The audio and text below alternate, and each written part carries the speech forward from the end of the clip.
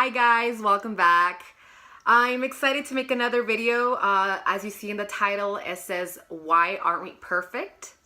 Okay guys, so I just wanted to point out a few things, and one of them is Adam and Eve, which is in the beginning in the Word, which is in Genesis.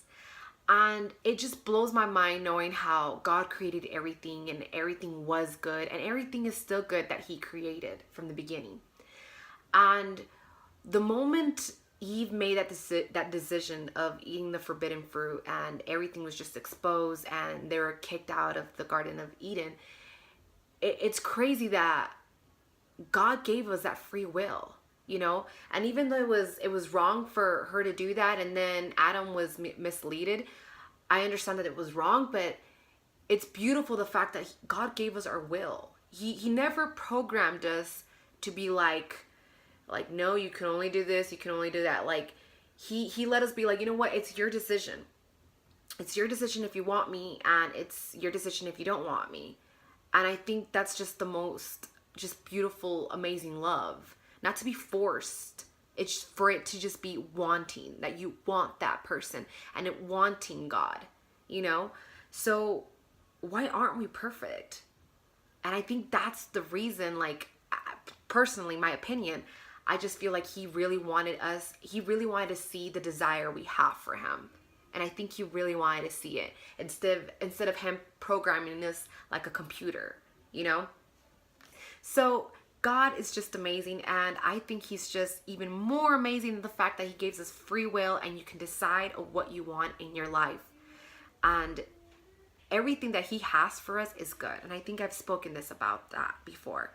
So really quick, John 8:11. Quick summary of this story is the fact that this woman was caught doing sin, and her sin was adultery. Back then, if you committed such a thing, you would be stoned to death. And Jesus told the people, if you're going to stone her, let it all out that you're perfect. Are you perfect? Of course, everyone looked at each other like, we're not perfect. Then you shouldn't stone her. So they didn't stone her. Jesus spoke to her. And the one thing that stood out to me that I'm about to share with you is that he told her, go now and leave your life of sin. Mind-blowing. So why would Jesus tell this to this woman that is a sinner? She's going to sin again. Go now and leave your life of sin. That means Jesus has faith in her that she will change and she will leave that life that she was doing that was full of sin behind. And I think it's amazing that God really knows that. Like, he believes that we can change within him. No one can change without God. I'll tell you that. I've met multiple people that say they will change and they're still the same person. And even like a lot of my girlfriends were like, well, because this guy never changes. I tell them, you know what? This man that you're dating, that you're so in love with, he will never change unless he commits himself to Christ. Because all through Christ, anything is possible. And I tell you this from a true testimony because of me. Okay, for me, since I'm speaking, I'm a great example. For what I was back then and for I am now, it is so different. It is just mind-blowing. Especially the people that know me, they're just like, no way, Roxy.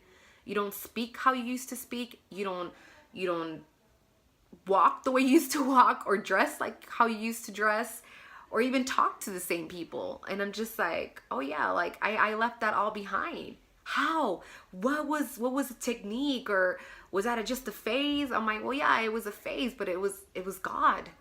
Jesus saved me from that. And I truly believe Jesus did the same thing for this woman that was committing adultery. And I also believe that this woman also changed and she never looked back. So, you know it's a sin. Why commit it again? If you want Jesus' strength in you, then claim to him, pray to him, ask him for strength to overcome all these sins that you have. But Roxy, I sin all the time, Roxy. It's pointless. It's so terrible that a lot of people I come across that are Christians have that mentality. It's so sad.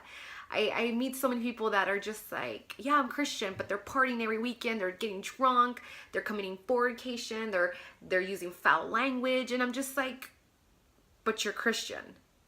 I'm not trying to judge, but where are you changing? Did you say you were a Christian?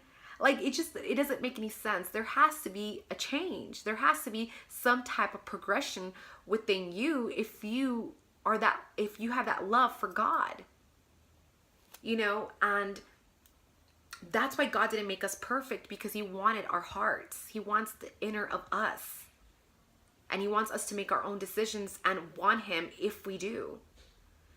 And honestly, I give more respect to people that don't want God, don't want nothing to do with Jesus, and they're on their own, than the ones that say they want God, but then live a whole completely different life and bend the rules.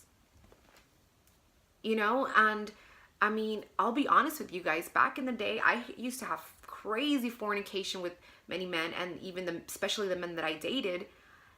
And now it feels easier to avoid all of that. And I'm not old, okay? I'm only 26. I have needs, trust me, and desires. But I am holding myself off until I'm married. I mean, yeah, I'm not a virgin anymore, but still, like, I need to obey God. And he makes it very clear that if I'm going to have sex with someone, that better be my husband. And I'm not perfect, but guess what? I'm not committing fornication. And I feel so proud of myself because I'm not in that spot where I used to be. My mouth too. I used to curse like a sailor. And I've practiced and asked God, remove all foul language from my mouth, my Lord.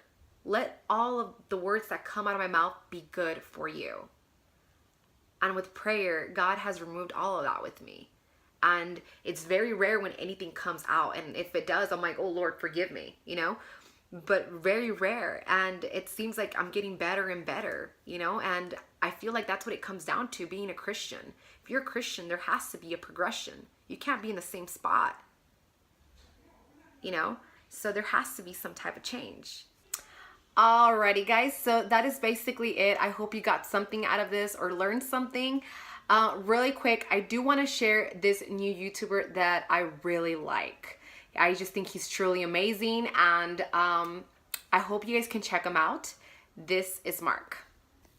Alrighty guys, so this is Mark, and you can find him on YouTube. He's the one that I was telling you guys that creates these amazing videos, and they're all biblical, and he translates them to what it is today, so we can get a better understanding.